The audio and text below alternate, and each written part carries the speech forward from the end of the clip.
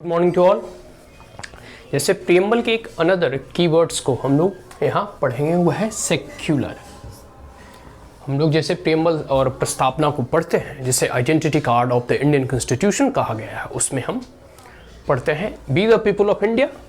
ठीक है, उसमें सोवरेन, सोशलिस्ट, सेक्युलर, रिपब्लिक, मतलब ऐसे जितने भी उसके इंपॉर्टेंट कीवर्ड्स हैं आगे भी हम लोग पढ़ेंगे, जैसे इक्वलिटी, जस्टिस, फैटर्निटी, लिबर्टी। ठीक है, उसी में इसके ऑलरेडी सोवरेन और क्या सोशलिस्ट के बारे में पढ़ चुके हैं। अब हम सेक्युलरिज्म के बारे में या सेक्युलर के बारे में पढ़ेंगे। ठीक है, जिसे पंथ निरपेक्ष इसका हिंदी अर्थ होता है, बहुत लोग इसे धर्मनिरपेक्ष भी कहते हैं, लेकिन ओरिजिनल हिंदी इसका पंथ निरपेक्ष होता है।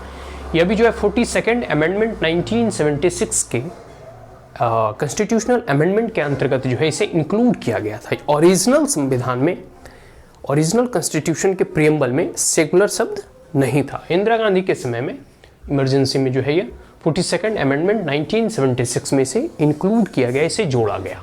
ठीक है, तो बहुत सारे वाद विवाद होते रहते हैं, मतलब कोई भी अगर अमेंडमेंट होता है तो बहुत सारे लोग PIL डाल देते हैं या कि सुप्रीम कोर्ट चले जाते हैं कि ये जो है पहले नहीं था, अब कैसे इंक्लूड किया गया, इसमें ये खामी है, ये जो भी जैसा भी किसान बिल आया, बहुत लोग सुप्रीम कोर्ट चले गए, सुप्रीम कोर्ट कुछ दिन के लिए स्टे भी लगा दी। खैर, तो कोई भी जो है अमेंडमेंट होता है तो उसमें वाद विवाद तो चलते रहता है। कॉन्स्टिट्यूशनल कह सकते हैं कि स्ट्रगल जो हमेशा अपोजिशन और पार्टी में जो होते हैं उनमें हमेशा संघर्षरत होते हैं।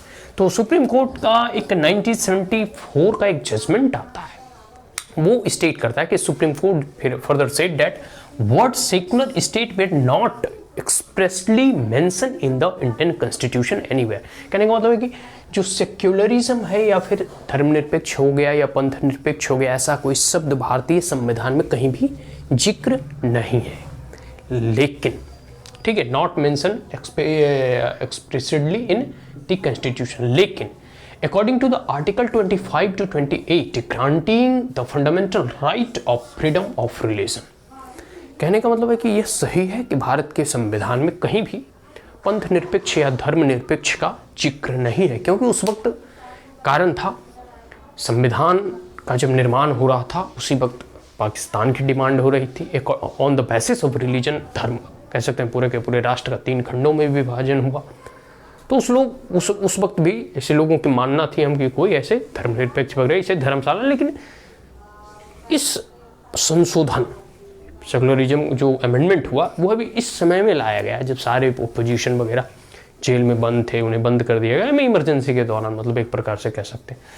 तो यह बात जो है सुप्रीम कोर्ट के द्वारा कहा गया कि भले ही धर्मनिरपेक्ष या पंथ निरपेक्ष जैसे कोई शब्द का संविधान में वर्णन नहीं मिलता है, लेकिन जो आर्टिकल 25 टू 28 है यह गारंटीड करती है तमाम इस देश के नागरिक को कि वो किसी भी धर्म, किसी भी संप्रदाय, किसी भी पंथ के अगर मानने वाले लोग हैं तो वह स्वतंत्रता से, ठीक है, अपने धर्म, अपने रीति रिवाज, अपने कह सकते हैं कि पंथ का वह पालन, प्रचार, प्रसार और उसे सेलिब्रेट कर सकते हैं। इसमें कोई व्यवधान नहीं डाल सकता है। आपको स्टेट उसकी आज़ादी भी देती है और उसका प्रोटेक्शन भी प्रोवाइड कराती है। ठीक है, फ्रीडम ऑफ रिलीजन। ठीक है, तो इंडियन सेकुलरिज्म जो है ना, positive form of religion, all religion is equal. कहने का मतलब है कि अगर आप सेकुलरिज्म का मतलब अगर कोई डिफिनीशन मांगे ना, तो सेकुलरिज्म का ये डिफिनीशन होता है कि स्टेट जो है कोई भी धर्म से अपना लगाव नहीं रखता। इन अनदर वर्ड आप ये इस प्रकार से भी कह सकते हैं कि स्टेट का कोई धर्म नहीं होता। जैसे पहले मोनार्की होता था ना, तो हर एक लोग जो है अपने स्टेट का, जैसे भारत हो गया या फिर कोई जितने भी अभी बहुत सारे ऐसे जैसे अरब के कंट्री हैं, या पाकिस्तान को ही देख लो तो इस्लामिक रिपब्लिक ऑफ पाकिस्तान कहा जाता है उससे, उसका ओरिजिनल जो नेम है, मतलब वहाँ का राष्ट्रीय धर्म इस्लाम है, भारत का कोई धर्म नहीं है।